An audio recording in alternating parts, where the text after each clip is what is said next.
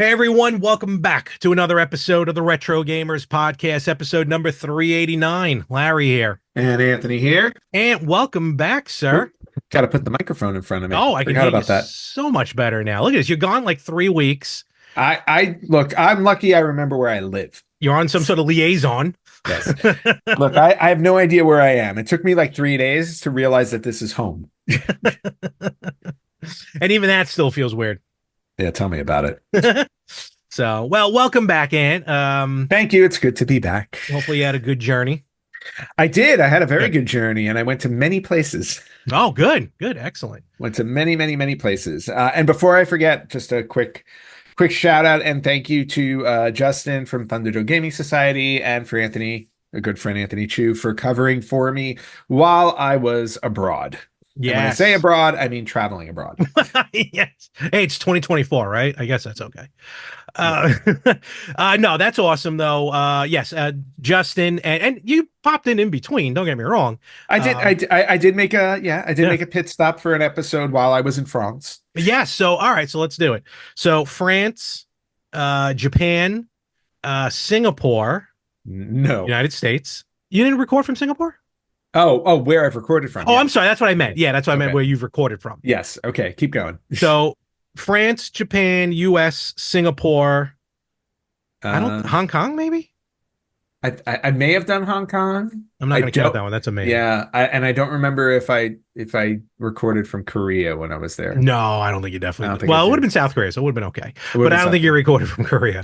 No, I don't think so either. I don't think so. All right, so I've covered a few continents. You have, and then let's forget about states: New York, California, Florida. Oh no, we can't talk about states. I'm just boroughs at this point. I know. Did we record last year when I was traveling? When I was up in Canada or Alaska? I definitely recorded. You have yes, Canada. no, you have recorded from Canada. All right, so we'll add that. So that's 5. So that's 5 different countries. Yeah. Can we get the moon? I would love to do the moon. That would be imagine? Great. That would be great. Well, you know what? I'll give. I have a friend at SpaceX. I'll give him a call. Awesome. We can use that free Wi-Fi. Although I think he gets stuck up in space though if you fly there. I don't know. Hey, a friend of mine works at Tesla. Like legit works at Tesla. So maybe I don't know. We might have it in. Oh, okay. Here we go. No, but very happy that you're back. But again, Justin and Anthony Chu, fantastic. Yes, we had some great episodes for that one. Still not 100% sure if Anthony Chu has bought an Evercade yet, but I'm really pretty sure I sold him on it. The episode ended up becoming an infomercial, but I don't care. Yes, because it was great to see him react to that. Yeah, and if he bought the Evercade, I want to have him back on the show in like 2 or 3 months to give like an official review of it. So he's only getting, if you're listening.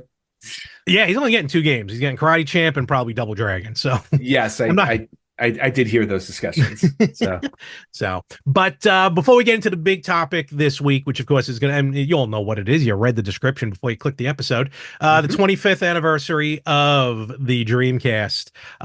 We wanted to, I wanted to wait for Anthony proper. And I wanted to wait for Anthony to come back too. And not only that, but to see if anything kind of happened during the week, which really nothing much really happened as far as celebration. So no, it was kind of a quiet anniversary for a big one. I was kind of hoping for like a Dreamcast mini, but that didn't happen. No, unfortunately not.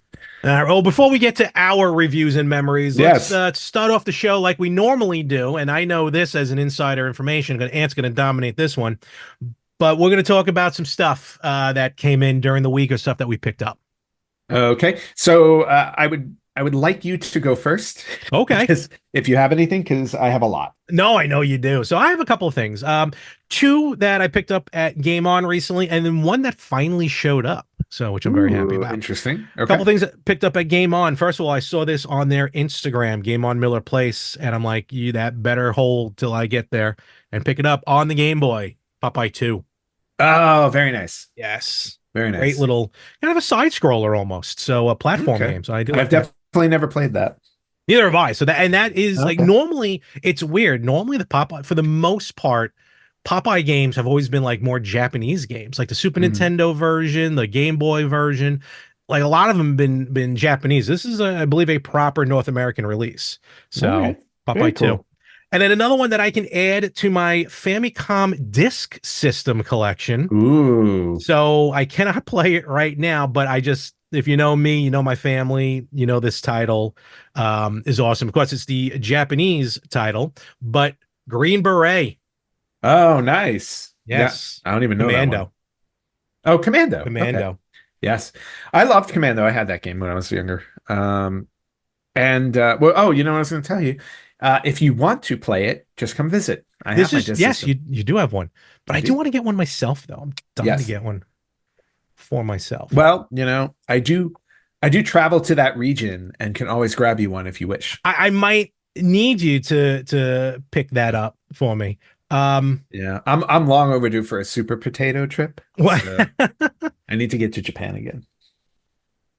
And of course, I am now fact checking myself.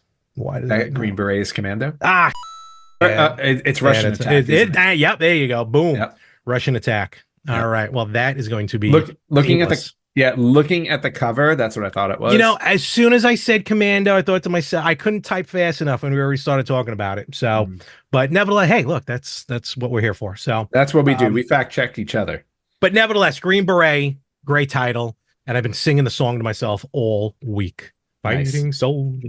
And then finally, what? There's an episode of Cheers where Cliff Clavin does that. Does he? Yeah, sings the Green Beret song. I have to watch that. I've been binge watching. All right. I've been binge watching Dick Van Dyke Show. Oh, nice. Oh my God. First of all, like 30 episodes a season back then. Yep. And second of all, I don't care what anyone says. Comedy back then still holds up to today. And it's better than some of the stuff now. But if you want to do a thesis on like how television evolves, just check out the Dick Van Dyke Show, because like the first two seasons, they're very like, they're never not lovey-dovey to each other, but they were never cross with each other. Yep. And then like starting season 3, like that's like 63, 64, probably 1964. Now they start getting into arguments and start bickering with each other. Well, that's like Married with Children. If you watch Married with Children, the first season or two, they were a lot more like nicer to each other, and in the end the first season definitely they actually like somewhat like they would throw barbs at each other, but in the end they loved each other.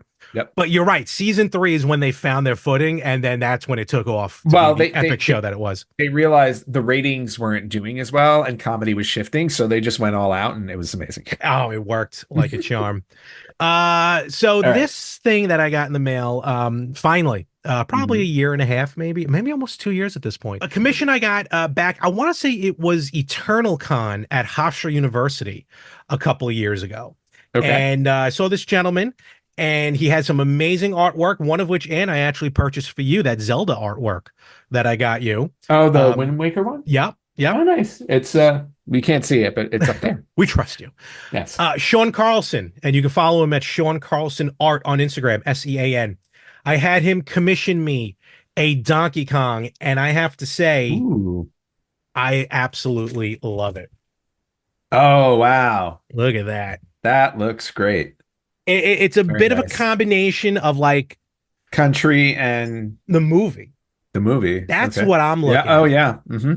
So I'm not going to lie. I was thinking, because I haven't seen this in a long time, I kind of forgot. And now that I think about it, I don't think I specified, but I was kind of hoping for like the 8-bit Donkey Kong. Oh, but to say after seeing the movie, because I don't think the movie came out yet when I saw him, when I ordered this. Yeah. This I am loving, because, and yes, that combination of Donkey Kong Country, which is an amazing game to have played, and the look, like you can almost see Seth Rogen in this photo. The expression, yeah, exactly. So I cannot be happier with this. So Sean, thank you very much. Amazing artwork. If you see him at a comic show, at a convention, I think he'll be at New York Comic Con. Definitely worthwhile to pick some stuff up and get a commission. So all right, very cool. Very cool. Other than that, I don't think nothing else was purchased. So I don't even think I ordered any. I bought some new arcade archives on the Switch, but be that as it may. Nice. Ant, this is you. What did you pick up around the world?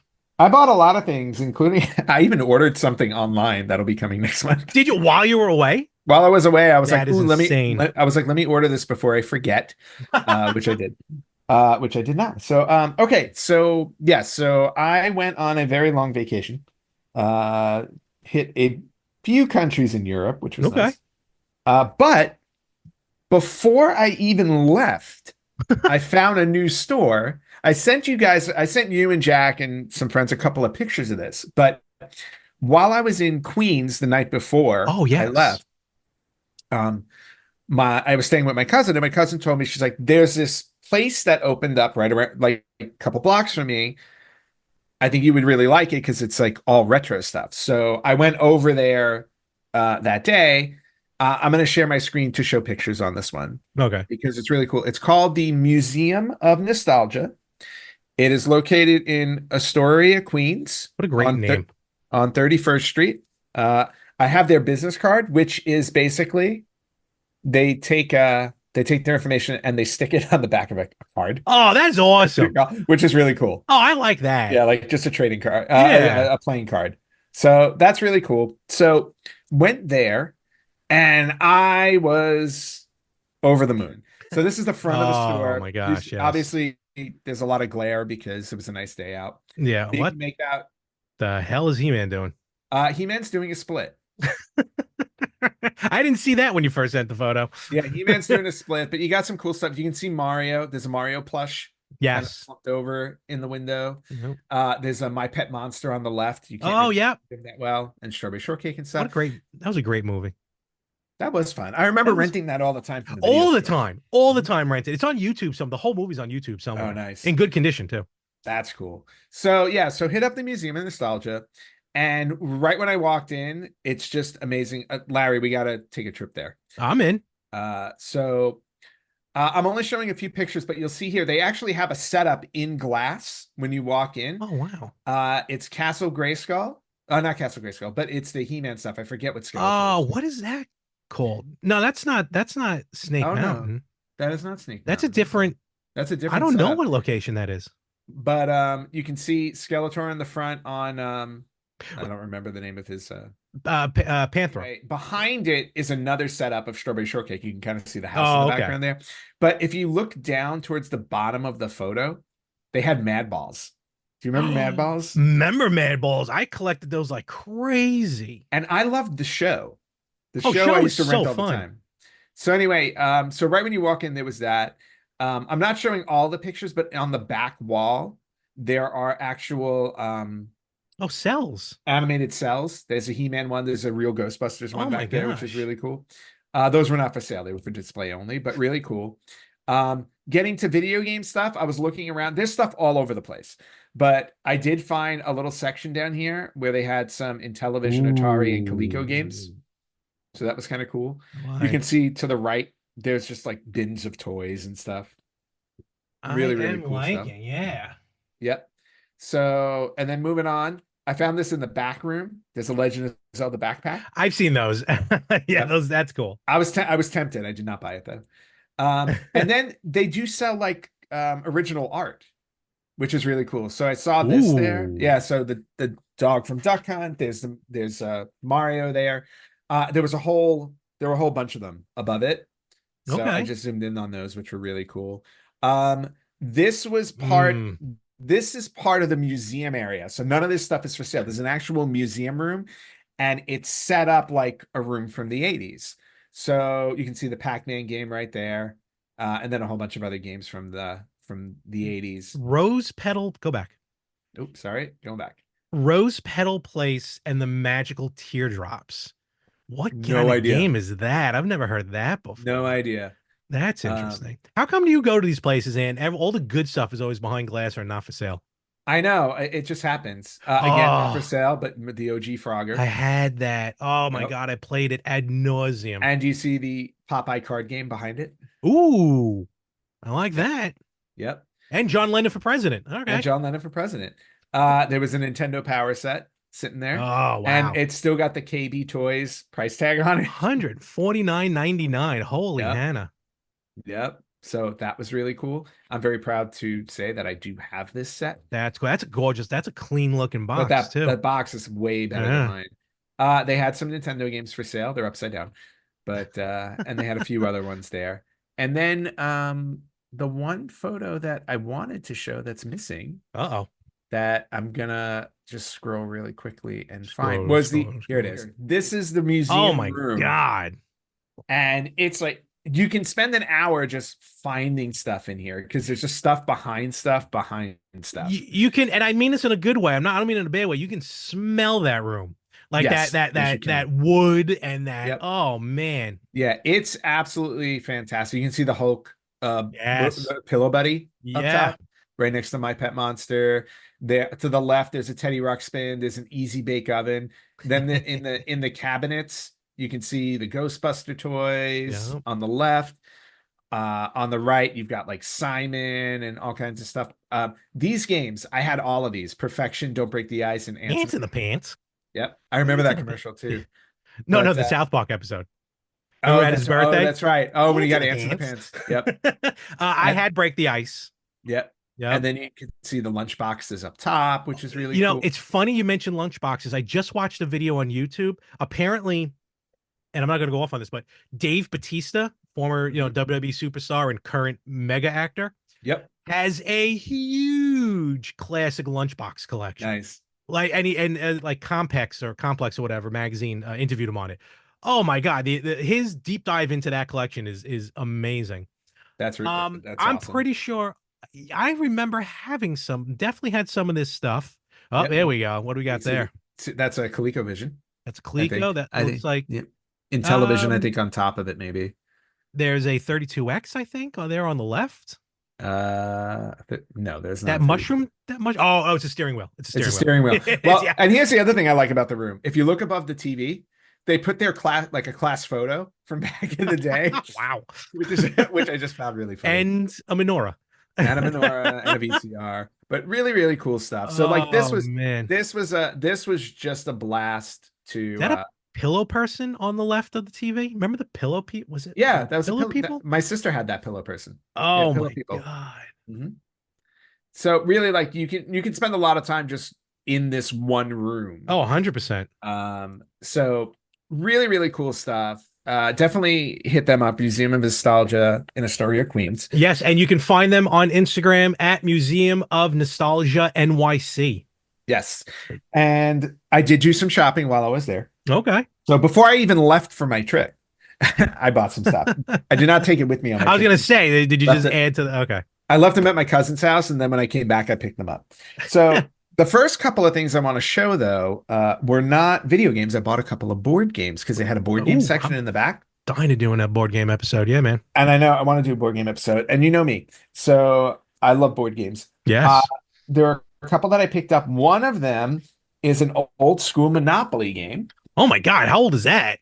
Yeah, like look at this, and it's in pretty good condition. It is. What year was this one? I'm gonna It guess looks 70s. 1974. Oh, all right. 1974, this one is. So you can definitely see the age on it, Yeah. which is really cool. So I got that one, but the one I was more excited to grab. This one is not in as good condition, but it's complete. Okay. Nothing wrong with having some love. Right. But I got the second edition. I believe that this is the second edition release of Clue from 1951. Wow. Like, look at this Clue. That is, listen, for that's over 50, what, 70 years at this point? This is over 70. This is 73 years old. That is in great condition. So, and I'm gonna open it for a minute just Oh to man, I know, as it falls apart. Turns to dust. Because well, first off, look at the artwork. Oh, that's great. Oh, Yeah, I love like, it. It's like pencil art. That which is amazing. frameable. Yeah, and that's exactly what I'm thinking. Awesome. Good move. But just to because the box is not in great shape, but everything is in here. The cards are in here. The weapon. Oh, I think it's missing. It's missing one of the weapons, I believe. Okay. If I'm not mistaken. But the board itself, it's like a coloring book almost. Oh my gosh, look at that. Yeah, like look at that. That's beautiful. If you get closer to the rooms. Oh, I see. Yeah, I see what you're talking about. Yeah. Yeah, you see what I mean? Like how they're like colored in. Yep. Just really, really cool. That's so nice. I'm super excited about having this in my collection. I don't blame you. So I'm gonna take a moment here. Well, Yeah, actually, dude. you know Take your what? time. I need a Take your minute. time. Your Take edit. your time, people. Look at this. I love it. Yeah. So, holy cow! That other thing, though. What's that other thing? What I was that think other thing? Oh, yeah, you about what to sneeze? no, Oh. I just inhaled age. What was What that other other part thing? with the drawings on the first thing you showed? With the The board? drawings. On the board? Oh, was Oh, it on the board no, no, or? no. Oh, that's the piece that just goes in the Oh, box. You that's the know what I mean? tray. Like a Oh, tray. wow. Yep. Okay. So, and not only that, but I also have 70 years of Oh my God, they used too. people playing. Those Yes. people are dead. Well, it's funny too because I think, if I'm not mistaken, I think there's something in here with the person's name on it, and I'm That's looking at it and creepy. I said, "Oh God, there's some dead girls." Sure is. So, so the last thing I want to show for Clue, like it was missing one of the weapons, right? So, and Mhm. they replaced the weapon with just like a key. They put like this key in there to replace Okay. it. So, and I'm trying to figure out which weapon it. Which weapon would So that have been? I have the wrench, the knife. Oh, this is the lead pipe. The lead pipe was missing, but Okay. I just want to show what one of the weapons is a gun, right, Okay. or a revolver. Mm. Check check out the size of this revolver. I Wow. don't know if you can. That, Yeah, well, this first of all, is that is not a revolver, but be that as it yeah, may. but there's some serious size to this thing. So that's really A funny. revolver is kid friendly. That's like a Glock. No, yeah, that is flat out Glock. Like That was, well, there was some gangster stuff going on in it this was the Clue game. 50s. Everyone had a gun. It's okay. Yeah. So anyway, 1951 Clue.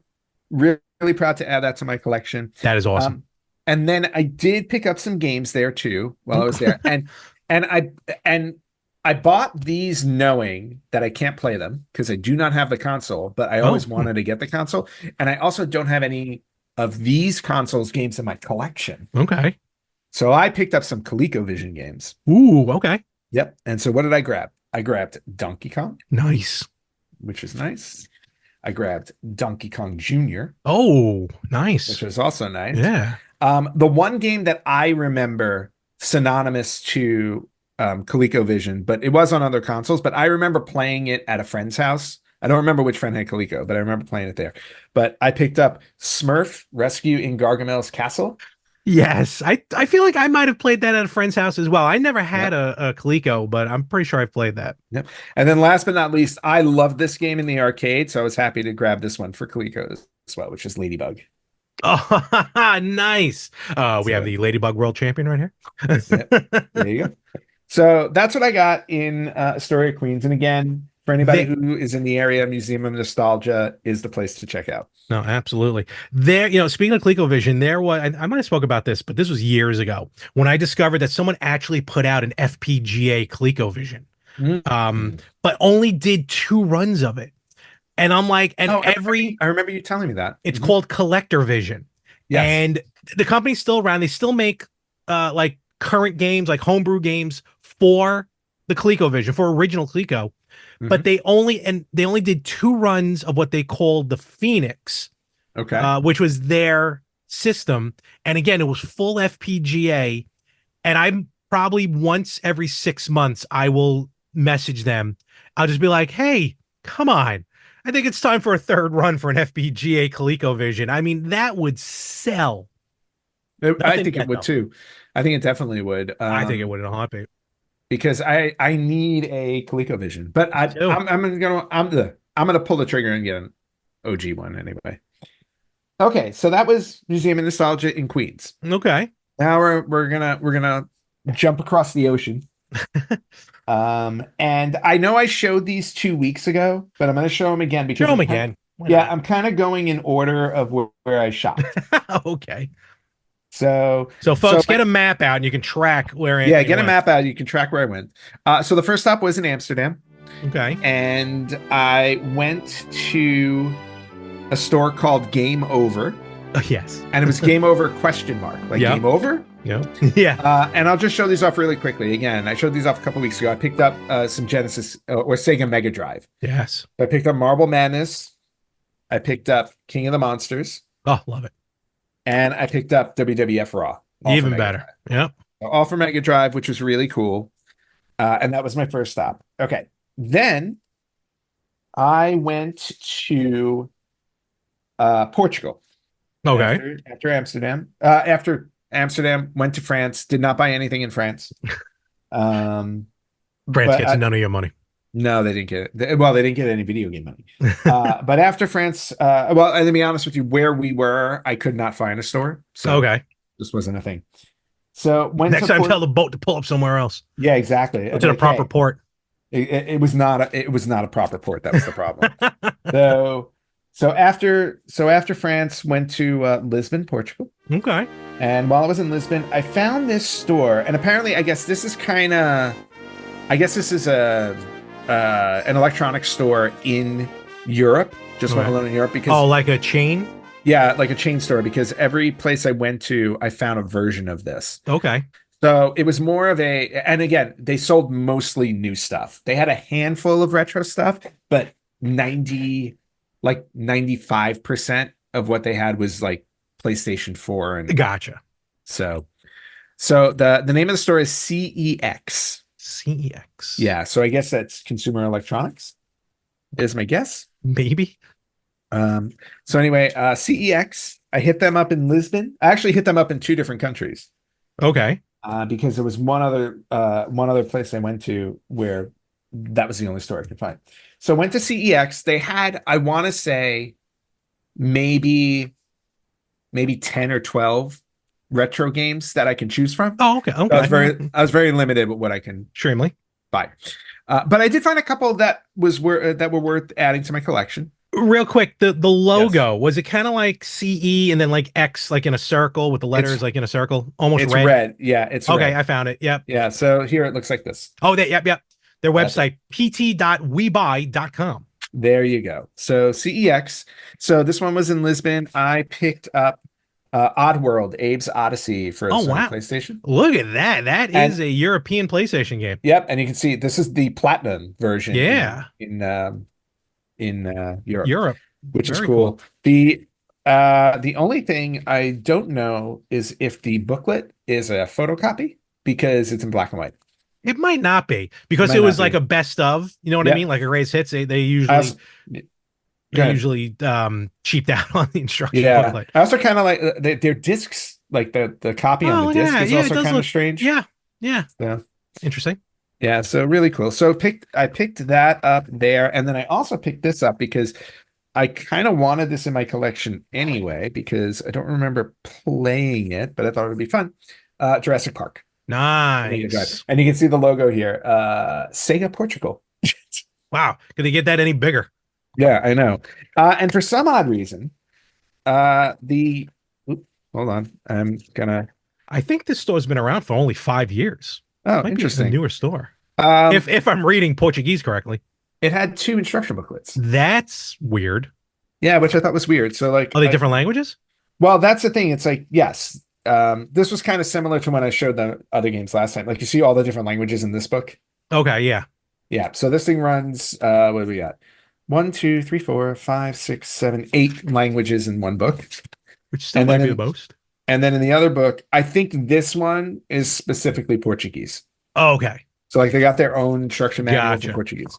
So, which is why I think that's why I think the sticker on the front says Portugal. I gotcha. So for anybody buying it in Portugal, like they have the Portuguese version of the game. So that was CEX in Lisbon. After, what happened? No, I'm without translating, I figured out video games in Portuguese is jogos. Jogos. Jogos, or maybe Yogos. Yogos? Maybe Yogos? Probably Yogos. Mm-hmm. Okay. So now we're leaving Portugal behind. And I was able to do graphics. I would have a boat. We do a boat. Can we do it? Yeah, you should put a little boat just going by. I went to Spain next. Okay. And first place I hit up there was Seville, Spain. Seville, like Dave Seville? Yes, like Dave Seville. But it's where the Chipmunks were born. Thank you. So while I was in Seville, again, I found CEX. They had the Spanish version. Yes, the Spanish version. They had even less than the other one. Okay. So literally there were 3 games that were worth choosing from. Because again, I was trying to pick up games that I can play on my Polymega because Exactly. all of these games, with the exception of the Coleco ones that I Mhm. bought in the States, these are all Polymega playable. How So ironic. yes. So for the Super Nintendo, Okay. I grabbed El a Super top Nintendo. El Super Nintendo, El Nintendo Supero, Probably Day Super. El Nintendo yeah, Day Super. Nintendo Day Super. So I got the PAL version of Stunt Race FX, Ooh, that's a good one. which I personally have never heard of. Yeah, No, I've yeah. never played this one, Yeah. so Very good. I thought that would be interesting. And then I grabbed Toy Story, Oh, great. Very cool. Which was a fun game. Very fun. So grab those. That was really cool. Yep. After Seville, Mm. I'm still going. We're still chugging along. Toot Okay. toot. Off we go. After Seville, I said toot toot. I know. Um, I went to Gibraltar, which is Ooh. United Kingdom owned Okay. Gibraltar, which by the way was really really cool because when you go up to the top of the Rock of Gibraltar or the Mhm. top area where you can see where you can look out. You can see where Gibraltar borders with Spain. Like literally, there's an airport, and then the Mhm. other side is Spain. And then when you turn around and you look south in the distance, you can see the mountains of Morocco, Africa, which I is really believe you are explaining the Strait of Gibraltar. that is correct. My dad actually physically was behind the wheel of the ship that he was on, staring through the Strait of Gibraltar. Oh, that's really cool. Yep. Yeah, he was That's telling me that. really And he cool. said, you look one side, there's Spain or whatever. You literally look to the other side, and there's Africa or whatever. Yep, that is exactly So, where I yeah. was. So I Yep. was excited about that. Okay, so while I was in Gibraltar, there were a number of stores, Oh, but okay. but all current, no Oh, retro, no okay. retro. So, but I did pick up a couple of things there. Boy, I'm not gonna lie to you. I didn't realize Gibraltar was its own country. Yeah, I thought it was like a section of somewhere. Okay, interesting. no, but it's its own Yeah, I see that it's now. its Yeah. own little country, Yep. owned by the Brits. So, I did have some fish and chips while I was there. So I picked up a couple of things here. One thing I picked up was a card game, Oh. which was really cool and I sent you guys a picture of it because we are obsessed with Uno. Oh yeah. I did not know Dose existed. I've actually seen Dose I've never here. I'm seen. not gonna lie, Yeah, but it's cool to pick it up there. yeah, I had never seen Dose, so I grabbed that and I was like, okay, that's kind of funny. That is a fun one. Yeah. And then the challenge that I had there was trying to find a game since I had to buy something newer, right? Mhm. I wanted to buy something that would be more synonymous with Europe than Okay. like I didn't want to get a game that you could pick up here in America. Makes sense. So I tried to find something that I'm like, I don't think this would be released in America because it has something specific to do with Europe. So I found Almost like exclusive. almost exclusive, yes. So I found for the PlayStation 5, and it's entirely possible maybe this exists here. I don't know. And the name of the store was Euphoria. Okay. I found Train Sim Console Edition for PlayStation 5. Now, I'm sorry, not train, tram sim. So trams are a big thing in Europe. Like they run everywhere. Almost every country we went to, there were trams on the road. So I thought this was really cool. It's the deluxe edition, which is Vienna plus it adds Vienna, Munich, Depot, and Ulf, whatever Ulf is. And you're basically enjoy the most realistic tram driving experience ever made with photorealistic graphics, true to life physics, and authentic tram controls. Okay. So I just thought that would be fun to have because I bet you somewhere there might be like a controller set because I've seen it in Japan for so you trains can run the tram. that you could actually run the tram. Yeah. Yes. That would be really cool. Yeah. Okay. Last stop. Last stop was Barcelona. Oh. So hit up Barcelona. This is the end of my game purchases. Okay. I found a store. Now I'm trying to figure out the name. It's in English, but I'm trying to think. World Vicious.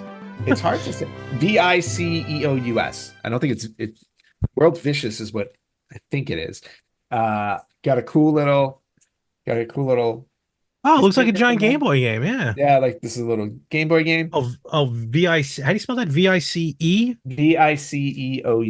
EOUS. Yes. So World Vicious. Tienda online de videojuegos retro. There you go. So Oh, look at this thing. Huh. yeah, so this store was really cool. Took a bunch of pictures of it, which Larry, I'll send you to put Mm-hmm. in the episode. But I picked up 3 games there. Okay. And the last one I got was actually, I think I was the most excited about with everything I bought on this trip. First thing I found was just to add to the collection, a copy of Myst. So you're just building a Myst collection. I'm building a Myst collection. Fair enough. So building a Myst collection. And to continue with building my wrestling collection on the Sega, on the Genesis, I got the Mega Drive version of Super WrestleMania. That's cool. Yeah, so that was very really cool. good. So add that. And then last but not least, this is the one that I really want because I wanted the American version of this for the Sega Saturn. But now I have the PAL version. I got Tomb Raider for the Sega Saturn. Oh, wow. Yeah. Which is really cool. So, and the box is like, you remember how we had the big box? We did. You used to have the old big giant cardboard boxes. And the reason for that is because they were able to fit size-wise with vinyls. Yes. But check out their big giant plastic boxes that hold the test of time. Which is really nice. Oh, wow. Yeah. Really, really cool. It fell off its thing. Oh, it did fall off its thing. Yeah. Oops. Fix Now that. it's destroyed. Now I've ruined Tomb Raider. So anyway, so there's Tomb Raider. And of course, the back of the box, 1, 2, 3, 4, 5, 6 languages on the back. Fair enough. So, and that was a lot of me talking, but that was also a lot of purchases. So that completes my trip. And the boat sinks. And just to recap, really quickly, 1, 2, 3, 4, 5, 6, 7, 8, 9, 10, 11, 12, 13, 14, 15 video games, 2 board games, and a card game. And a partridge in a pear tree. So that was my trip. When am I going to play these games? When are we ever going to play any of these games? Trust me. I don't know. I was busy in the collection, right? I was busy with Tunic this week. So. Well, yes. Oh my God. So before we get into the big story, let's talk about that because you messaged in the group that you completed Tunic. Yes. I mean, you clearly enjoyed it. Oh my God. I ran through it so quickly. What's funny is I started it on my trip. So when I had like a little bit of downtime on the ship, I would play it, but I was having a hard time, again, me being me, I was having a hard time playing this game on a small screen on my Switch. So I eventually stopped playing it and said, when I get home, it'll probably be better on my big screen. And I'm so glad I waited to come home because I was getting very frustrated with it. There are a lot of hidden things into a lot of hidden like passageways and stuff like that. I feel like you need a bigger screen. Once I started playing it here, I couldn't put it down. Absolutely amazing. Probably the closest I've ever played to another Legend of Zelda NES game. Exactly. Literally, it's exactly what it felt like to me. Unbelievable, just an unbelievable kind of open world type of game. Super fun. Loved every minute of it. I will say this, it's challenging. It's very frustrating. There are elements of the game where I'm still trying to figure out how they expect you to figure certain things out. Because it's purposely, there's no instructions. Yeah. Well, no. There's no instruction booklet, excuse me. There is an instruction booklet. You collect the pages as you go through the game, and it's actually part of the story. Yeah, I meant there's no physical one when you buy the game. No. If you bought a physical copy, but yeah, which I did. I have a physical copy. I was gonna say, is it available in physical? Okay, good. Yeah, I did buy a physical copy on the Switch. But there's no instruction booklet because you actually collect it. Exactly. Collect the pages in the game. That's the whole thing. And it again, super fun, but I mean, look, I'm not gonna lie. I had to look up stuff because I just got to points where I'm just like, I'm not sure what to do. I've been running around for a little while. Let me find out what's next. And then after I would look something up, I would try and figure out like, okay, how was I supposed to figure out I got you. To do this next? And there were some things where I honestly did not know how I was supposed to figure them out. I mean, when I have to pull out a piece of paper and start doing things on a piece of paper. You did not do that. Oh, I totally did this. And I'm just showing you as an example. This is like towards the end of the game where you have to figure something out that is insane. That's wild that you did that in 2024. I had to. For the audio listeners, Ant actually wrote up a map. He drew out a map. I had to draw a map to unlock something. Get that framed. Yeah. This is one puzzle. Holy cow. One puzzle in the game. It kind of Spoiler reminded me alert of, if you're watching. hey, the game's 2 years old. Yeah, it kind of reminds me of when I used to do like mazes for D&D, Dungeons and Dragons. But anyway, like those were the types of things. That was the only thing about the game that I found frustrating. There were parts of it where I was sitting there saying, I don't know how I was supposed to figure this out on my own. Mhm. But I'm sure also if I really sat there and gave it the time, like the instruction booklet in the game is absolute key to figuring things out. Like you have to 100%. study the book. This took me an hour to do using the instruction booklet. I love it. So, Absolutely love it. but the game is amazing. I will say still, the game is amazing, even with the little gripe I had. I highly recommend it. If you have not played Tunic, it's definitely worth your time. I played it. Gosh, the only time I played it actually was on Xbox when I had Game Pass. And I fell in love with it. Absolutely enjoyed it. I didn't get far into it because I kind of caught at the tail end of me having Game Pass, and I never went back and picked it up. But I keep meaning to. It's always on my wish list. Like on all three systems. Is it on PlayStation? I think it's on PlayStation as well. All three systems or all the systems that's available for it's on my wish lists. And I just never pulled the trigger. I think I'm always a little later. I just missed the sales or whatever. Yeah, because Jack had emailed us like a month ago and said it's like half off on Best Buy, so I grabbed it. Okay, awesome. Yeah, well, I mean, we're in September now, so at this point, I'll probably see what happens come Black Friday. I was gonna say Black Friday on November 1st. Yeah, a lot of digital sales on those. But I really enjoy Tunic. I feel like I tried selling you on Tunic before. No, you did, and it's always been on my list. I've always said like I need to get this game, but it just didn't happen until fair enough. Right price, right time. Exactly. Well, I'm glad that you enjoyed it. I definitely want to go back and, like I said, if it goes on sale again, I'll probably end up pulling the trigger on whichever system it ends up being at this point. Cool. Glad that you enjoyed it, and learn to play on the go. Learn to play on that giant screen that is a handheld screen. I tried. This was the first time I think I've had an issue playing it on a Switch screen. There are just too many. There are just too many little hidden areas in that game. You need it up right to your face. Yeah, you need a big, or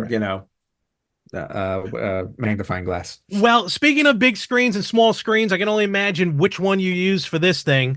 Well, actually, you know what? Before we get into that, and you've been gone for a while, where can they find us? Yes, it wasn't done properly while I was gone either. Yeah, so it was done half-assed. Yes, it definitely was. I'm going to get it whole assed.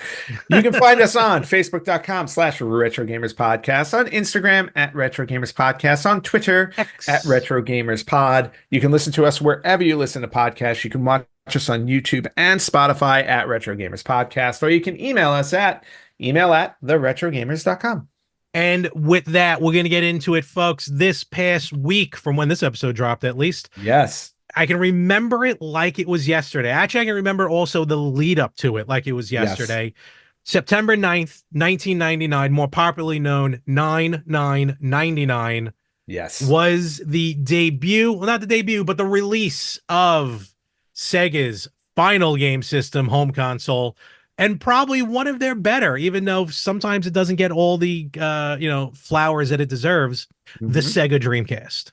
The Sega Dreamcast to me is probably my favorite Sega console. I love the Genesis, don't get me wrong. Absolutely love the Genesis, but that Dreamcast was amazing. Dreamcast was phenomenal. It was really, really the first time people got, especially console gamers, got arcade quality gaming at home. I don't remember. I mean, I was definitely in college, so I probably... trying to think if I got it release day. I got to be honest with you. I can't remember if I got it release day. Did you get it on 9/9? I got it release day for one specific reason. Sonic Adventure. I was sold on that the second I saw it. All right. I remember, I forgot if it was E3 or whatever it is when they revealed it, and I saw Sonic running and a giant orca came out of the water. I was like, done. Done. Need this. If I didn't get it launch day, I probably would have gotten it that Christmas, but nevertheless, it was a system. It was one of my two go-to systems in college for a very long time. It was either that or the N64, so it was kind of a debate back and forth depending on what to play.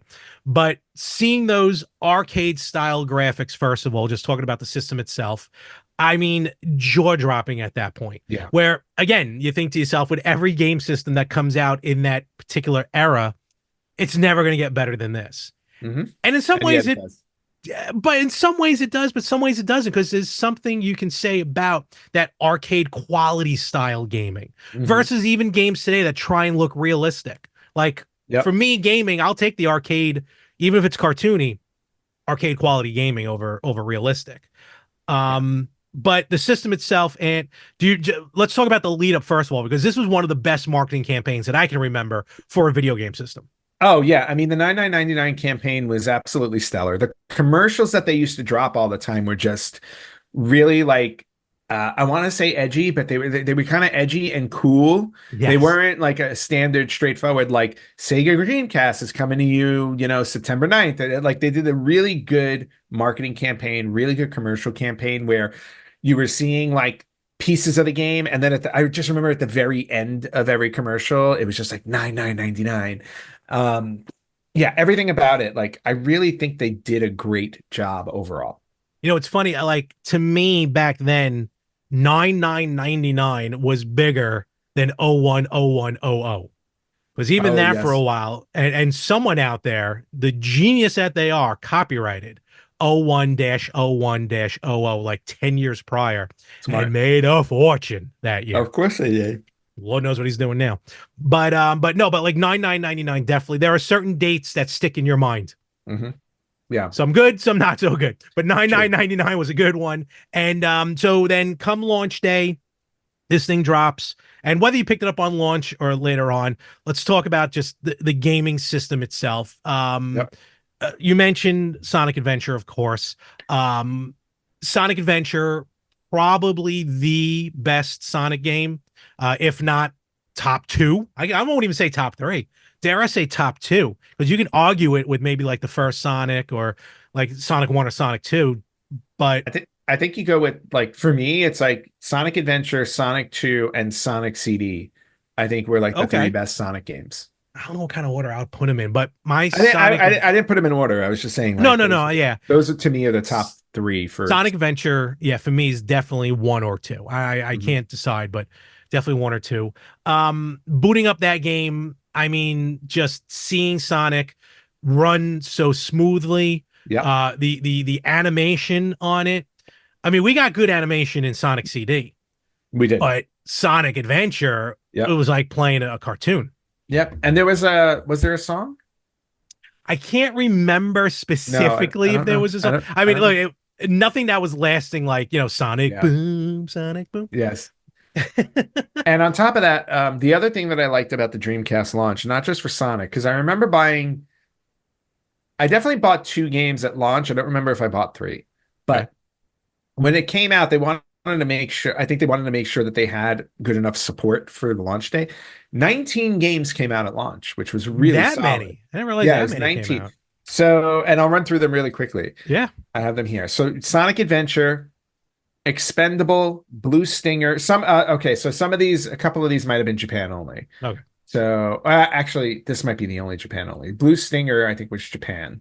So Sonic Adventure, Expendable, Blue Stinger, Trick Style, Hydro Thunder, Tokyo Extreme Racer, Sega Sports Flag to Flag, Monaco Grand Prix, Pen Trisalon, TNN, Motorsports Hardcore Heat, House of the Dead 2, Hmm. Air Force Delta, Aero Wings, NFL 2K, NFL Blitz 2000, Ready to Rumble Boxing, Mortal Kombat Gold, Power Stone, and Soul Calibur, all I launch. I didn't realize Mortal Kombat Gold was a launch title. Mortal Kombat Gold was a launch title, and it was the one I did not get, and I'm sorry I didn't. Yeah. No, that was a good one. Because I remember getting Sonic Adventure and Soul Calibur on launch day. I might have gotten House of the Dead 2, but I don't remember. So. I don't think I've gotten House of the Dead 2. I definitely had Sonic. I definitely had Soul Calibur. Mhm. We're going to talk about the games in a few moments, but those two were absolute solid titles Oh, on the yeah, no GameCube, question. on the Dreamcast, let alone solid titles, period. Yes. Here's some interesting fact that we keep talking about 9999. I don't, did we have a Hollywood Video near us in Brooklyn? I I don't know. Or at least maybe, I maybe feel a like there tail was end? one in Brooklyn. I just don't know when or where. and I don't remember having one near my college, but apparently Hollywood Video, prior to 99.99, Hollywood Video did allow rental of the Dreamcast console starting July 15th of 99. Oh, wow. So you're able to rent the console and play which I've never even heard of this, and I'm curious how much it is on eBay, a non-retail version of Sonic Adventure limited edition. Oh, wow. Yeah, and it took place at over 1,000 Hollywood Video stores across the country. Had no idea. Yeah, neither did I. Okay. So, very, very interesting. Can we, for a moment, let's talk about the controller, because every game system always has their controllers. Yes. And the Dreamcast controller was different. Yeah. And what I'm going to say is this. The only thing that I always found hysterical about the controller itself was fine. It was comfortable, felt good in your hands. But the positioning of the wire, and yes, everyone always has fun with this. The wire, and I don't know why. I do, but I don't. The wire shot out the bottom of the controller. Yes. Which never happens. Well, it had to.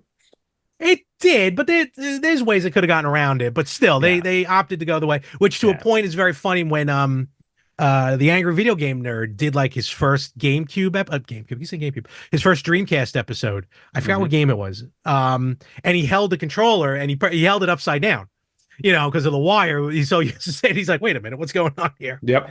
Then he turned it around. Another one, I don't know if you know this, and I just read about this recently. The start button on the Dreamcast is a triangle. Yes. Do you know why? We talked about it, and I cannot remember off the top of my head. We did talk about it on the show. Okay. I don't remember talking about it, but nevertheless, basically, it's an indication the arrow is pointing away from you, meaning you're starting the game. You are starting the game itself. Yes. So the game's away from you. Whereas there was something else on the controller or the system that points at you. Hence, the system is playing towards you. So there were some correlations. Well, yeah, on the top of the Dreamcast, wasn't the eject button like an upside down? Something like that. Oh no, there was the light, the light on the light was an upside. Yeah, it was the triangle to the other direction. So which is pretty cool ideas. I don't have the original controller with me. I have the fighter Retro Fighters edition, nice, which is a great recent third-party controller. I forgot who put it out. The only Rikers. I can't remember who put it out, but nevertheless, Retro Fighters I think did. Yeah. Great, comfortable controller, but I want to use it as the example. First of all, 2 ports. Yep. 2 memory card ports. One would use a regular memory card or a rumble pack, if you will. Yep. The Nintendo 64 introducing the rumble packs for these type of consoles. Yep. But more importantly would be the memory cards. And let's talk about that most famous VMUs. Yes. Very nice. Yes, this is my special edition. That is your new one. I have an OG one somewhere. Yeah. It's my Long Island Retro Gaming Expo one, but nevertheless, it looks like this. Yep. The VMUs, and remember when you first saw a VMU and you're like, what the hell is this going to do? Yeah, I was a little confused because I was like, wait, is this like a little handheld gaming thing that you put in there? At which point your answer is yes. Yeah, the answer was yes. And at the same time, I remember getting it and saying to myself, I go, I'm never playing anything on that because it's even smaller than the Game Boy. I swear to God, I'm going to get you all tiny video games from now on. I will lose my mind. Yeah, no, and that's what it looked like. That was the plug up on top. That's how it connected. Yep. And yes, it did play. It did dual purpose. First of all, when inserted into the controller, that's what it looked like, popping out the top. But most importantly, you got the screen. Yep. And this was very cool because it did give, which when doing my research into this, I didn't realize actually not a lot of games took advantage of live updates on the VMU. Correct. Which I was shocked about when I read it. Yeah. I do remember Sonic on it. No, Sonic was one of the games that actually you did download a game to it. So a lot of games did download mini games onto the VMUs. One of which for Sonic was a Tamagotchi type game with the what the hell are those things called? Chobos. Chobos. I'm thinking of Final Fantasy. Chows. Chow Adventure 2. That'd be Chocobo. Yes, you're right. And otherwise though, sometimes it would just show the logo of the game or something like that otherwise. But games like Resident Evil actually displayed your health and stuff. Mm-hmm. Just think about it like what the Wii U did with a lot of Mm-hmm. games, but on this little tiny screen right here. Yeah. No, they did, and they did a great job with it. It was really cool. Like I said, I would never play a game on it per se. Well, there But weren't yeah, full games, luckily. So no, it was a cool little addition to the Dreamcast, like just something innovative that they were trying. exactly. And just to name some other things like what the VMU did when it was hooked up to a game, carrier, and this is in-game features, carrier, health condition, Dino Crisis, ammo count as well.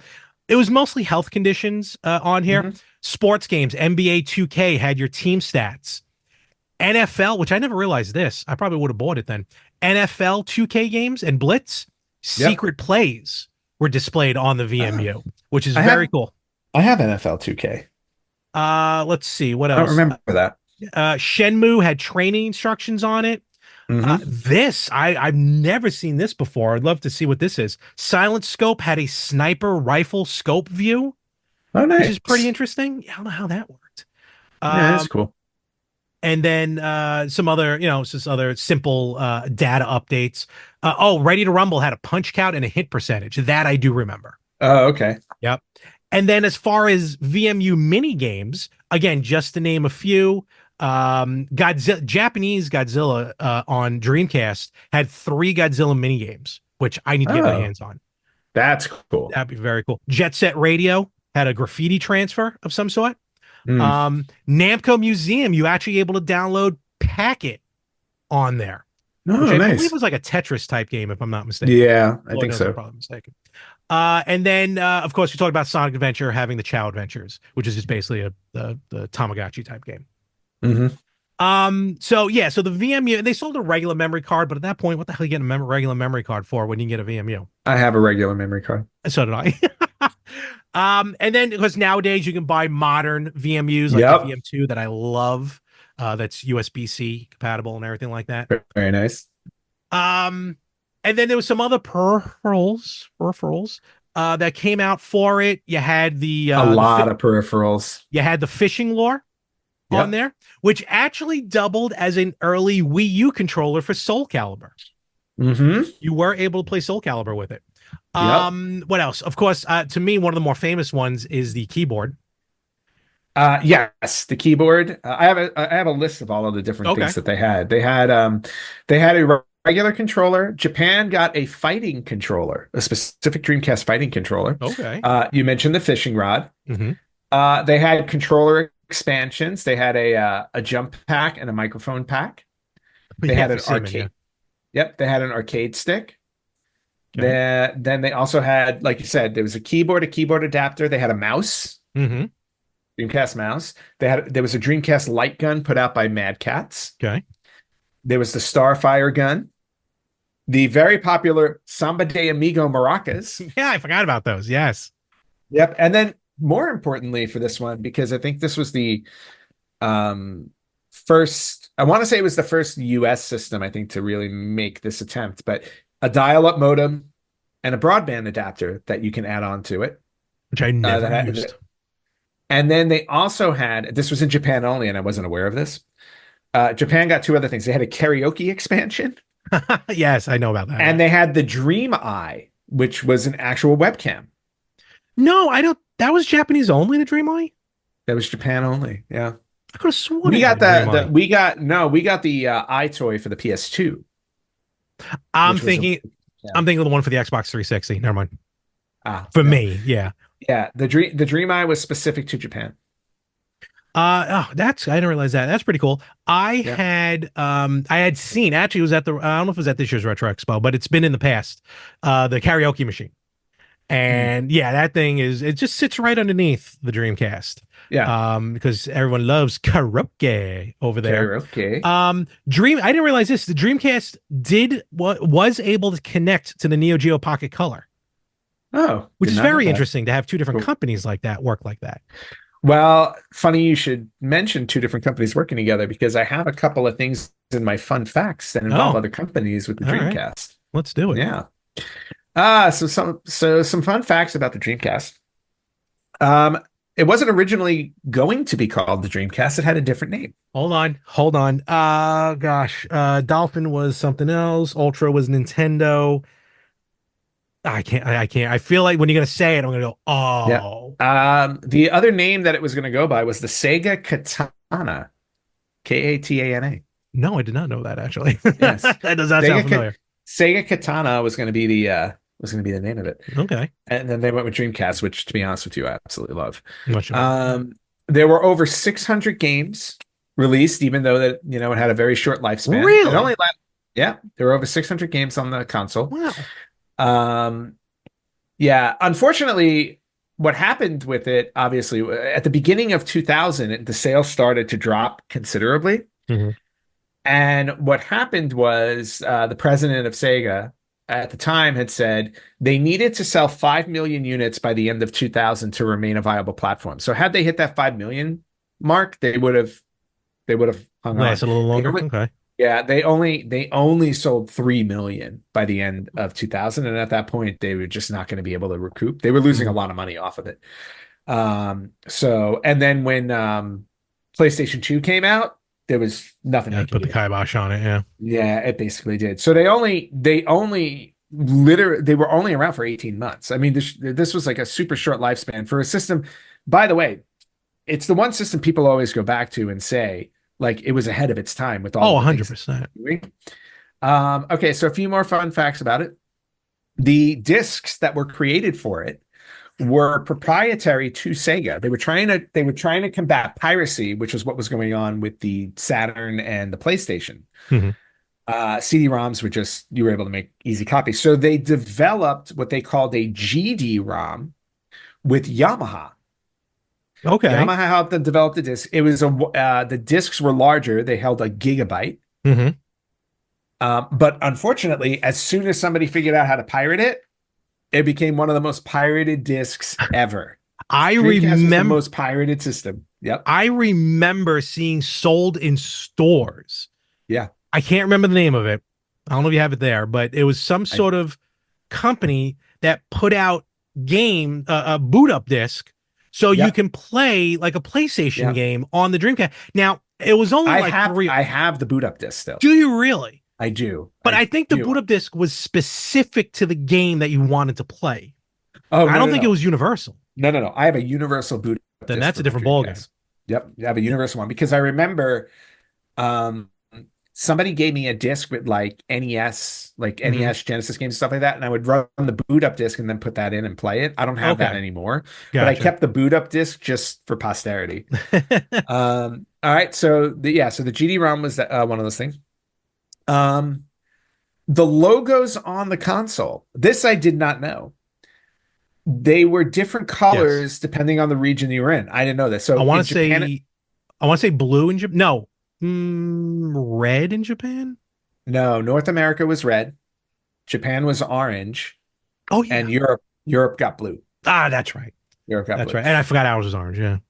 Yeah, so that's what they got, which makes sense because when I think about the Mega Drive was blue in Europe too. Blue is a Sonic. Well, there you go. Blue is a Sega color. Yeah. Yeah, it is a Sega color. A couple other things to point out here was the game Shenmue or Shenmue. I never know how to say it. I say Uh, Senmu, but I'm probably wrong. was originally being developed for the Sega Saturn Oh and wow. then switched over to the Dreamcast because the developers saw what the Dreamcast was going to be able to do, and they just said we're moving it over. That's an Uh, episode we should talk about. Games that were designed for one system and then ended up going to moved the over. next gen. Yeah. Write it down. We got a topic. And then the sequel to Shenmue, the second game, cost Sega $47 million to make, which at the time was a ridiculous price. Wow.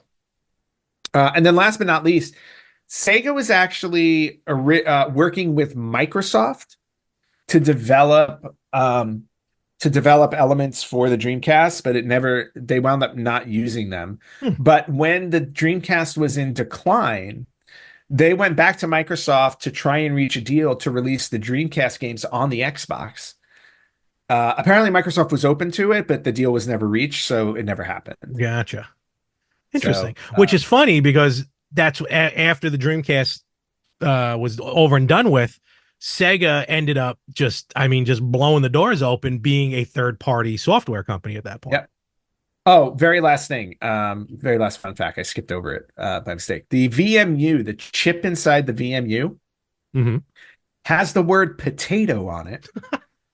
And to this day, nobody knows why. Like Sega has never said why, but if you look at the chip inside the VMU, in all capital letters, it says potato. That's phenomenal. Maybe that's where Super Potato got their name. Maybe that's a good idea, right? That's or in Japan. I mean, it was just crazy.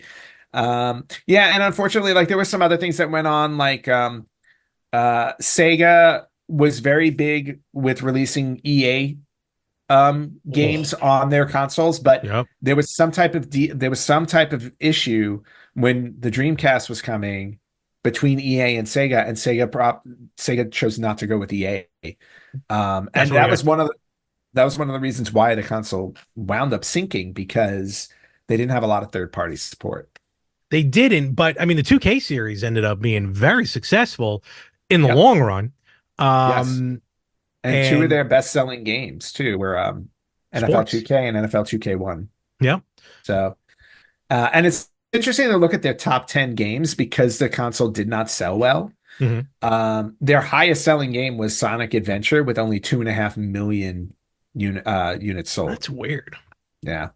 So That's weird to think about, because probably also because not only, again, how amazing the game is. Like, people should have bought the Dreamcast just for Sonic. If that was the only game you bought, let it be for Sonic.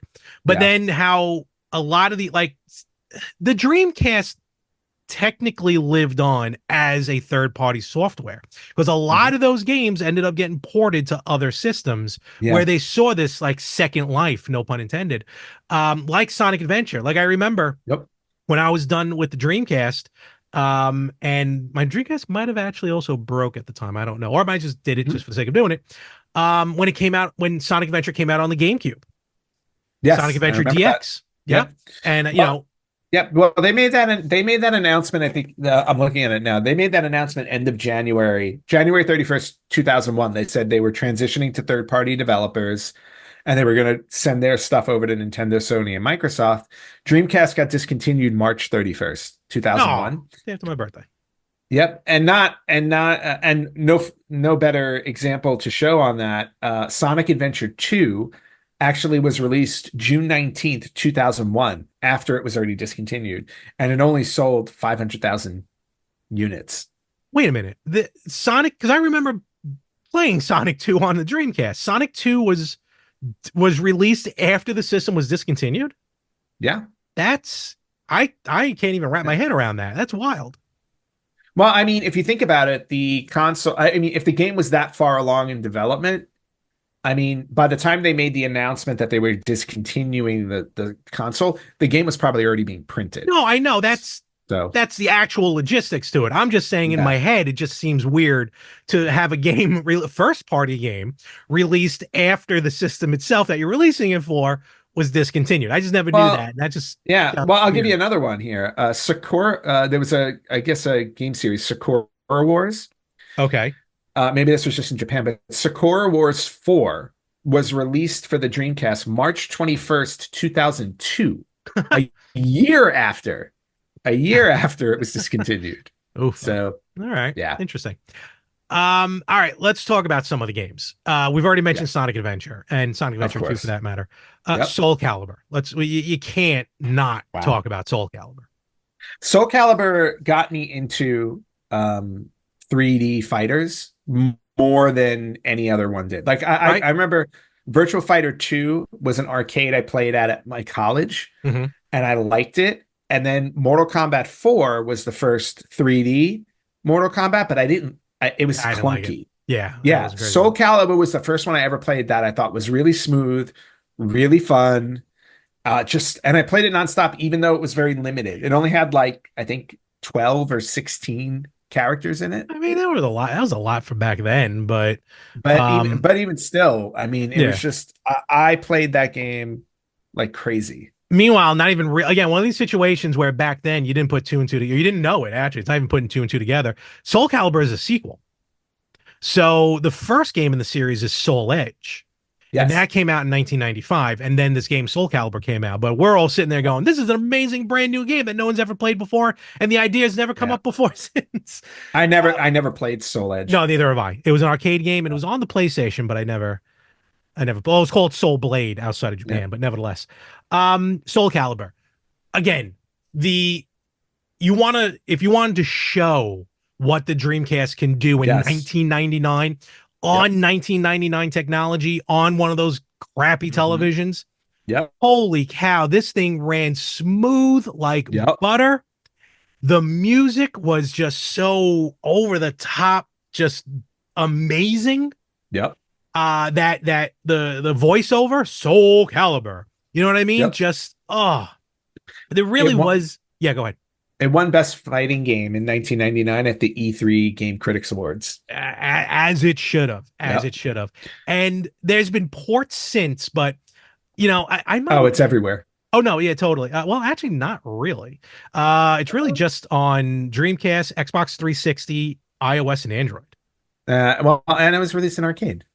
Well, arcade as well. Yes. It was originally an arcade. Yes, a lot of these games are always original arcade. That's correct. But I'm talking about Wait, home, which home game release. am I thinking? I'm thinking of a different game then. Sorry, my brain's got No, something it's else. okay. You would think this was on a lot of other stuff, but it really Mhm. wasn't. But what I was Oh, interesting. What? Games. It was only the second game to ever get a perfect score from Japanese gaming magazine Famitsu. Oh wow. The Okay. first game was Ocarina of Time, and As then it this one should. got and this one got perfect 40 out of 40. Yeah, look at that. It got also a 10 out of 10 on GameSpot and IGN. It did. IGN. That's not to lose credit, but GameSpot. Yeah, man. Well, Yeah, no. if just for perspective for IGN, that game it got a perfect score. The next game to get a perfect score from IGN was 10 years later, almost 10 years later, Grand Theft Auto 4. So they don't give out those 10 out of 10s very often. No, they don't. They crap on everything. Oh my god, Yes. watching the people comment on IGN on social media is phenomenal. Mhm. What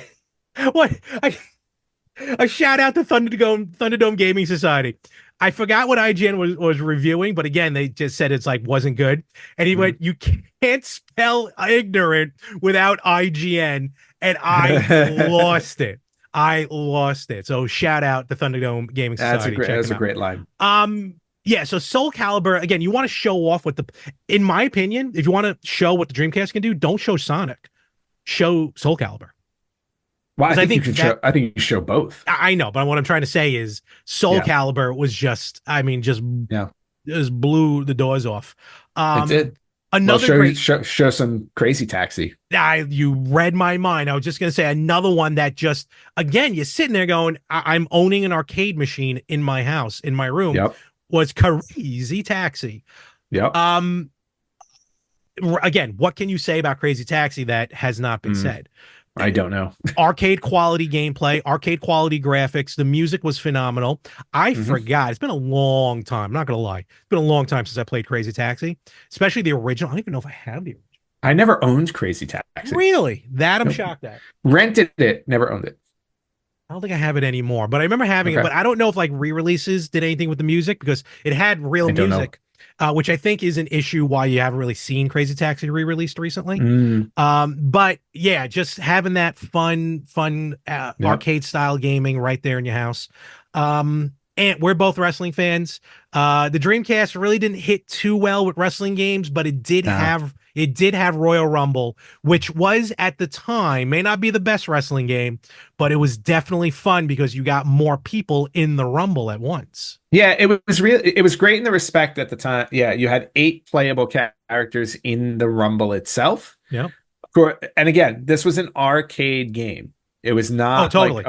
Wasn't a console game. Nope. Because the major drawback to it was there were only like 20 wrestlers in the game or something like that. It was very not limited.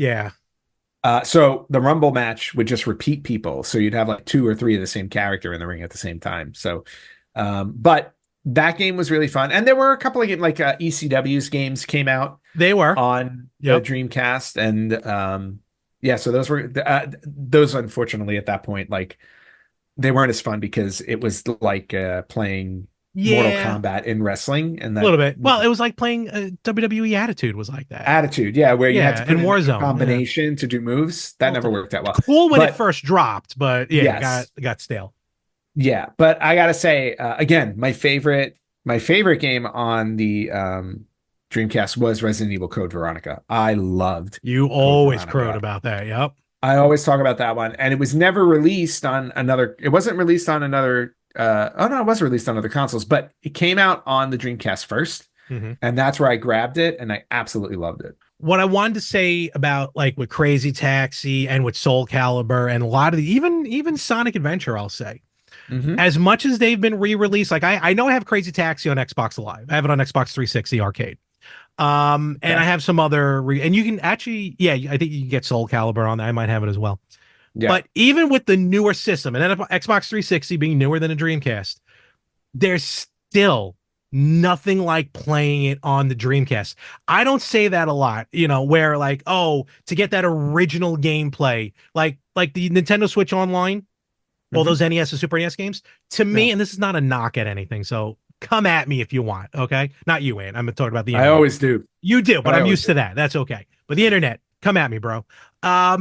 It's the same. To me, it's playing it the same way. I have the NES controllers, it's the same game. But there's something about playing it on the Dreamcast that just gives it those like Soul Calibur, Crazy Taxi, Hmm. Sonic Adventure, just gives it that shine that the game already has when it's on these newer consoles Yeah. compared to the Dreamcast. But I would say the Dreamcast to me is truly the only system where I'm like, well, if I'm gonna get that game, I would want it the original on Dreamcast. Hmm. Where everything else old, if it came out digitally, I have no problem picking it up digitally. You know what I mean? Okay. Yep. So, and I have one regret, which I'll talk about a little later, about a Dreamcast game that I didn't pick up physically, that I got for Okay. another system. So we'll talk about that in a little Oh, while. interesting. But talking about some of the oddball games from Oh, yeah. Dreamcast, It I did have mean, those. the first and foremost that comes to mind is Seaman. Seaman. Yes. Seaman is just weird. Building, yeah, you're raising a fish with a human head that talks to you. It does. Leonard Nimoy, I'm still not 100% sure, realized what he signed on for or was recording for because he's the voice in the game. I was gonna say he just went into a studio and recorded lines. He really did. This is before Yeah. J.J. Abrams got to him, like, look, we're going to bring Spock back, but for now, just record these lines for this fishing game. Just do this really quickly. Yeah. Exactly. Really, Like, really. Yeah, no, that game was just strange. Flat out strange. Typing of the Dead. Yeah, Ah, the keyboard had to do something. that's what I'm talking about. So the keyboard purple. For me, the only thing that I got out of that keyboard was Typing of the Dead, which I Yep. had, and I so enjoyed playing. That was actually a really good keyboard too. Now that I think about it, it was a It very was. comfortable keyboard to use, even though it was only had a Yep. Dreamcast plug on it. But Typing of the Dead, and again, I mentioned before Yep. there was a fishing lure controller, Yep. which is very Hmm. popular for the fishing games, but you were able to play it with Soul Calibur as a Yep. motion controller. Yeah. And that was really cool. Yeah, so I thought that was pretty cool. Yep. Um, I got to talk about Space Channel 5. oh, do it. Yeah, you had it. I never owned this, but I know you did, and you loved it. Have it, still own it. Never bought the sequel. Should have. Worth a lot of money now. Was it a Kickstarter? Um, the Oh no, the sequel? sequel. Never mind. I'm thinking of something else. No, no, the sequel. Yeah. But Space Channel 5, again, another music-based game. One of the very few games that one of, or if not, there's only been like two or three games with Michael Jackson in it. Yes. Just just a super fun original concept type of game where you're pressing the buttons to the beat, Yep. and the story mode is, you're a reporter in space who's trying to fend off aliens taking over other people, Which we're getting to. basically. Yeah, which is really, yeah, we're on the way. So that was really fun. That was a really fun game. Jet Set Radio, I Mm. remember on there. That was another fun one. Um, Evil what Dead. was Did you that? have Evil Dead on Dreamcast? I did not I'm have Evil pretty Dead. sure I had Evil Dead on Dreamcast. It's funny, I actually pulled out my Royal Rumble game for the Dreamcast. Just to correct, There there you was go. actually 9 superstars in the ring at once. I think we said 8, but Oh, there it was was nine. I 9 thought in it the was ring at eight. once. Yeah. Okay, never mind. Um and My mistake. 9 characters. And that, like I just opened up the back. It said coming soon from THQ. Skateboarding, but Evil Dead. I'm pretty sure I had Evil Dead on Dreamcast. Yeah, My I'm literally flipping through the list as we go so I can remember because I don't remember. But go ahead. I do remember my favorite Dreamcast game was not Sonic, was not Soul Calibur. It was Ooh. Ms. Pac-Man Maze Madness. Oh yeah, I forgot about Oh, Maze Man. always loved it. I think I had it Do eventually you still later have on. it? I mean, I've bought it. Yeah, I've rebought it on Dreamcast. In fact, Okay. it's the game that made me realize that I cannot use, at least as of right now, I cannot use an HDMI adapter on my Oh. Dreamcast because Oh, bummer.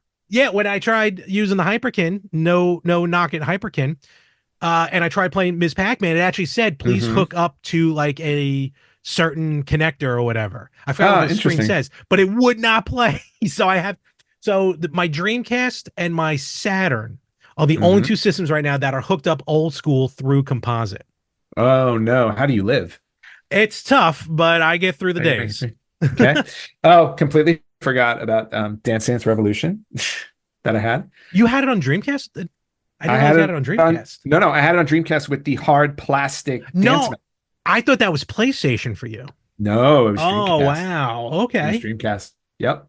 Very cool. Uh, yep, I remember having those. Let's see what else was on there. Oh, Ill Bleed, which is one of my go-to horror games. You definitely talked about that a lot. Yep. I've talked about that one a lot. I never bought Echo the Dolphin for Dreamcast. I It didn't even was know it came out on Dreamcast. Echo the Dolphin, Defender of the Future. As he does. Well, you know what? Sometimes you have to save the future. NFL 2K, NHL 2K. I know I had. I loved NHL on my Dreamcast. That I was a lot might of have fun. had NFL. I only had NHL. I had Definitely both had of NFL. those. Yeah, because end of the 90s, early 2000s was when I actually, for some odd reason, was paying attention to football I'm because I oh started to, yeah, because I started to buy football games. didn't last too long, did it? No, no, it didn't. You know what it was? I think that's when I first started doing fantasy football. Back then? Okay. I think somewhere around there I started because that's the only Possible. reason why I would pay attention to football. You never have. Yeah, I know. I remember having GTA 2 on the Dreamcast specifically. Oh, really? Yeah, like purposely going out Oh, and going PlayStation or Dreamcast. Let me do Dreamcast. okay. Gauntlet Legends I had on Dreamcast. I I did not remember have that. Gauntlet. I don't remember Gauntlet Legends. The one game that I think I didn't know Mr. Driller was on. Did I have Mr. Driller on Dreamcast? See, it's funny. Like as I'm Ooh. going through the list, I'm like, oh, I remember having this, and I remember having I this. definitely had Driller on play. I have Mr. Driller on PlayStation. It's a great puzzle game, but I might have had it on wow, all right, I can't remember now. Okay. Did you own the definitive home copy of Marvel versus Capcom 2 was on the Dreamcast? Did you ever own it? I did. You did. I did. Why did you get rid of it? I don't know. There are games that I've owned that have left my collection, and I do not know how they left my collection because I don't remember selling them. Someone at a moving company has a copy of Anthony's Marvel versus Capcom 2. And I will find them. I was never Trust lucky me. enough. I was never lucky enough to have that one. I had the PlayStation 1 version, which is still a great version, Mm, but the PS1 version was only 2-on-2. The yep. Dreamcast was like the arcade, 3-on-3. Yep. And that's And why I bought it. yeah, and I mentioned this recently actually. It was the first game that I remember when eBay came out Hmm. that I remember a video game going for a lot of money, like triple Ah, digits. Yeah, to me, that was the first game where I went, who's gonna buy a game for 100 and something dollars? eh. Well, little I know And you should have. I really should have back then, yeah. Hmm. And we got in college. I mean, we did tournaments of Marvel vs. Yeah. Capcom 2 on PlayStation. I can only imagine what life would have been like with the Dreamcast. Oh, it would have been insane. Yeah, it would have been insane. But But yeah, amazing stuff on Dreamcast. And what I love about the Dreamcast as well nowadays in 2024, mhm. there are still games coming out for the Dreamcast. Well, because the console itself was honestly such a powerful console for the time. That people, yeah, like developers and stuff like indie developers and stuff like that, they just have taken to it. Indie developers and there's one and they were at the video game the retro gaming expo this year and we spoke with them for a minute. I think it was VGNY or it might have been VGNY, who actually like approached Sega and went, look, we want to make games for your system, but we want to do it properly. Yep. And Sega's like, go for it, knock yourself out. So there are new games. Like I have a handful of games here that are brand new. Well, like within a year or so, but brand new games. There are still brand new games coming out. And I'm going to go back because one of the games I'm talking about that I regret buying digitally is a newer game. But I got some of these games like Battle Cross. A lot of them are shoot 'em ups. Supercharged Robot Volkaiser. Andrews Dunos 1. You could get 2, but I have that on 3DS. What else did I get? Shadow Gangs. I have, nice. which oh my God, I missed it by a day. Shadow Gangs 0 is a sequel or prequel to that game that was on Kickstarter. There you go. He gained like 20 pounds while I was gone. You didn't stop. You didn't stop eating. You didn't even know you were gone. No, he was too busy eating. And I just missed a Kickstarter for Shadow Gangs 0, but the game will come out later on, so I'm not too worried about it. Cool. But these are brand new games that you can play on the Dreamcast, and they run beautifully.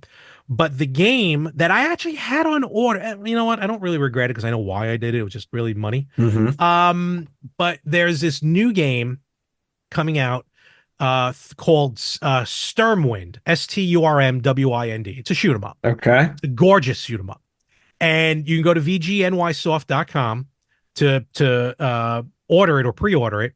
They have a cool limited edition that actually comes with a like a limited edition VMU shell, like what this is. This is becoming a thing. Custom VMU shells. Yep. That's starting to become a thing unto itself. It's only like $40 or whatever for the game, but the Xbox One edition was like $15. So I'm like, all right, let me pull the trigger on that. All right, $15, whatever. It's total. Yep. So I don't regret it as much, but when I was talking before, I'm like, I would have really loved to have had this on. I mean, I could still get it, but I have it on thing.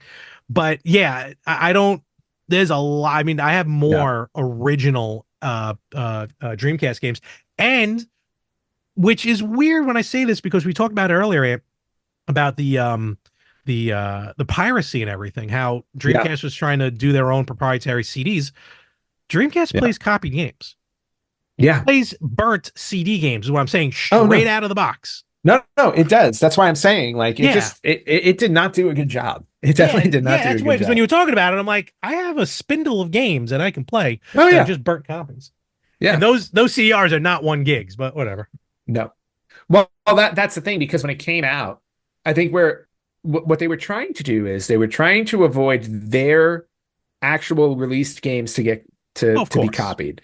I don't blame them. But because it was a disc-based system, they released it so you were still able to play audio discs, and because of that, had access to CD-ROM, which is what wound up everybody wound up copying.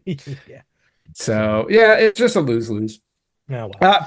Just a couple other games to throw out there that I remember owning just really quickly. Sonic Shuffle, which was their response to Mario Party. I have that. Yes, I never had that, but yes, I forgot about that. South Park Chef's Love Shack, which was like a game show. I never had Chef Love Shack, but I might have had South Park, the other Rally. Game. Yeah, I might have South had Park Rally was the racing game. Yep. One game I never bought that I really wanted to was Spawn. Oh, in the Demon's Hand. I never bought that one, but I heard it wasn't that good, but still I wanted it for Spawn. Yeah. I never bought a Star Wars game. I never bought the Street Fighter games. Wow, no, I never had Street Fighter. I never had Star Wars on there. Yeah, they had Super Street Fighter. They had Super Puzzle Fighter on there. I'm getting to just the back of the list here. Crazy Taxi had 1 and 2. I forgot about the sequel. Yep. Tetris 4D was released in Japan. Oh, okay. Japan. I also Space Channel 5-2 was also Japan only, and it came out in 2002, which was also why it's so hard to find. Tomb Raider Chronicles and Last Revelation. Oh, yes. On Dreamcast. I think I have Last Revelation on Dreamcast, but I bought that recently. Okay. Like within the last. So I have that. Oh, Tony Hawk Pro Skater 2 on the Dreamcast was my definitive Tony Hawk game. I played that on Dreamcast, not PlayStation. Yeah, shout out to our good friend Brandon. He is a huge Tony Hawk fan. Actually, what is it, the 25th anniversary, I think, of Tony Hawk this year, or something like that, of the video game. What, the first one? I think so. Is it? No. Maybe. I thought it came out early. Oh yeah. Actually, it's coming up in a couple weeks, September 29th, Oh, okay, the end of the month. 1999. All right, cool. Yeah, so No, I coming had soon. my definitive was on the N64. Yeah, well, we're not going to talk about that mess. So, what else did we have? Unreal Tournament was on the Dreamcast. Mhm. Virtual Cop 2. I remember that Oh, did I game. have? No, I didn't have it. I remembered. I don't think I Yeah. had any light gun games. Who Wants to Be a Millionaire? I remember that. I had that That on was on there. PlayStation. Yeah. Yeah. And then we talked about WWF Attitude and Royal Rumble. Worms Armageddon was on the Dreamcast. Never got into the Worms games, but I do remember Worms being Yeah. on the Dreamcast. So Yeah. just they had a lot for a console that failed quickly. To have a library the size that it did is impressive. Seriously. I still to this You know, day, probably the most underrated, my opinion, the most underrated system of all time. The quality, the ability of the games that they had, just annoys me to the fact that it just doesn't get its due that it really should. But it's starting to nowadays. I think it really is. it People is. are starting to It definitely realize is. how good it is. Would you say one of the most iconic startup sounds when you boot up the system? To be honest, I don't Cue the think. music at this point. Yeah, I was like, I don't think so because it's not coming to me. Really? Oh Like my God. I'm it's not. always, I mean, I But can't mimic it, but the problem is when I think of iconic startup sounds, the PlayStation sound pops in my head. okay. So I think Yeah, I'm not, it's PlayStation. not I think PlayStation 1 to me has the definitive startup sound. okay. But it Yes. has one of Dreamcast has one Yeah. of at least. Like when you think, you can hear it in your head. It's a lot of them you can hear. A When lot I of them when I hear it again, it'll probably hit me, but I still can't hear it in my head. It's crazy. I gotta play it now because you're telling me. we will hold for that. What was it? Yeah. I I remember can't the game. mimic it. I remember the game. I remember the GameCube It's one. I playing in my remember. head over and oh yeah, GameCube one's a good Well, one. hold on. I'm doing it right now. Oh wait, I think I'm remembering it now. I think I gotta confirm. Okay. A very hush, very kind of Yes. calming, Okay. soothing. Yeah. Um. Yeah. Absolutely. I mean, I can see Now I place. I know remember what it. you're Now talking that about. Yeah, it's stuck in my head. But that's I it. as we come to a close on the Dreamcast, I will say one thing that I'm disappointed about with the Dreamcast, aside from the fact that it didn't last longer. They're kind of just letting the 25th anniversary like just quietly go by, which I think Nothing going shame on on. you, Sega. The only thing that was announced was the collaboration with Limited Run Games to release like these trading cards. Yeah, And so then there's other things. There's like a hoodie, there's a there's t-shirt, merch. there's a There's coin, merch. Yeah. there's merch, but the big thing coming out is the 25th anniversary trading cards. And I'm really disappointed in that. Well, I would have expected something else. something. I mean, look, we're not looking for. I mean, yes, a mini would have been perfect, but I wasn't expecting a mini. Personally speaking, I do love trading cards, so I did get a kick out of seeing the trading cards, and I'm still debating whether or not Yep. to pull the trigger on that one.